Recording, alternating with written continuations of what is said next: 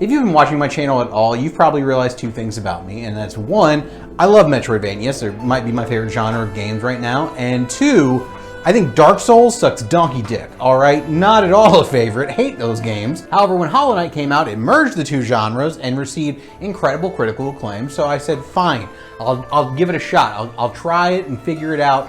I downloaded it, played it for 30 minutes, didn't touch it for 2 years. Whoops, it's too incredibly acclaimed to let it die there, so I downloaded it and I said, fine, but I'm gonna complain the whole time. And it turns out I was wrong. Kind of.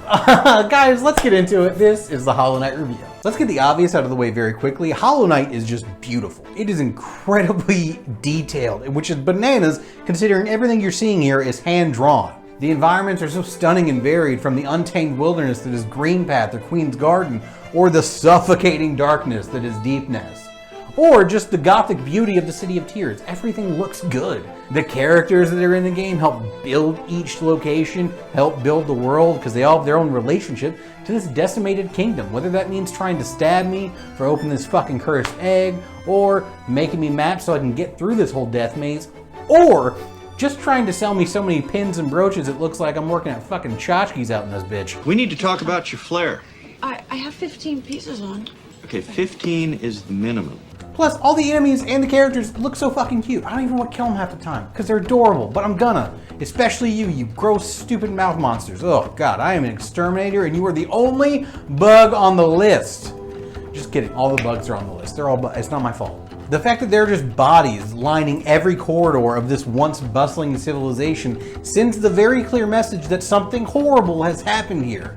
And, I'm not going to spoil how, but eventually they will be able to inform you a little bit of what happened and how they even got into these predicaments. I love that. Building the world. You're doing a great job, because if I want it, I can get it, and if I don't, I can skip it. Mwah, you're doing it perfect. Plus, the music is absolutely stunning. It is masterful. The score in the City of Tears alone is enough to make me say fantastic. Everything else is just bonus. I am clearly committing genocide against this city's ruling class, and yet somehow I am still so soothed.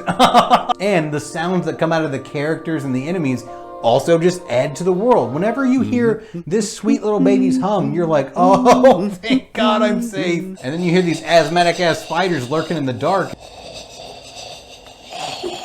Now, before we get to the problems with the game, we have to talk about what it does best. The combat. Holy shit, this adorable little bastard is a fucking menace with that nail. Alright, Guacamelee is probably the pinnacle of the combo fest Metroid game. This is the one slice master. It's so smooth, simple, simplistic, the rules are consistent, and therefore you get to experiment and get better on your own. I love that, that's so smart. Whether that means dash slicing and running away so you don't get hit, or short hopping so you can shave a little cast time off your down magic to get it off quicker. The bosses are fast and aggressive and merciless, but they have their tells that allow you to pick up on what they're doing and give yourself that extra little half second of reaction time that you need to fuck them up. Or you can simply fart on them in their sleep until they die. Either way, the game's a treat for the fingies. Now, do the base gameplay and mechanics of Hollow Knight create a challenging and difficult game all on their own? Absolutely they do. But does Team Cherry also feel the need to include some of that stupid Dark Souls shit in the game that makes it inconvenient and frustrating for no reason? No! God, please, no! No! No! No! Yeah, no, they do that too. They do that too. Don't do this, die and go back and get your shit bullshit. That is so stupid. We have save points, we have checkpoints. You are artificially stretching out the length of your game and punishing your players. You're not my dad, all right? I did not come here to be disciplined. I came here to play a game, so fuck off. It is nice that you can avoid having to go back to particularly difficult or hard to reach parts of the map in order to get your stuff back. However, in order to do that, you have to stop everything you're doing and traverse back to the start so you can feed this bitch a rancid egg. It is inconvenience as a feature. Why? All right, this is a Metroidvania. I'm already going to be retreading this environment countless times. Don't make me do it again just because you decided to. That's stupid. I'm already going to be doing it. Lastly, one of my biggest problems with this game lies within its charm system, and it's not the system itself. I love RPGs, I love adding items for benefit, I love having to make choices. All that works for me. It's just the choices of what becomes a charm and isn't a permanent upgrade is a little silly. Like, why do I need a charm to show me where I am on the map, or just have the coins that are busting out of these bugs' asses come to me as opposed to having to go pick them up? Why is that a charm slot? You need those charm slots for this game's punishing combat. I shouldn't have to make the choice between convenience and exploration versus offense and defense in such a punishing game, especially one where you heal slow as shit. So you really need that faster healing charm, or you need Grub Song to get the additional souls. All that stuff is very valuable in this game's very difficult environment. And yet, just to see yourself on the minimap, they're like, well, you better make a choice. Suck my dick, dude.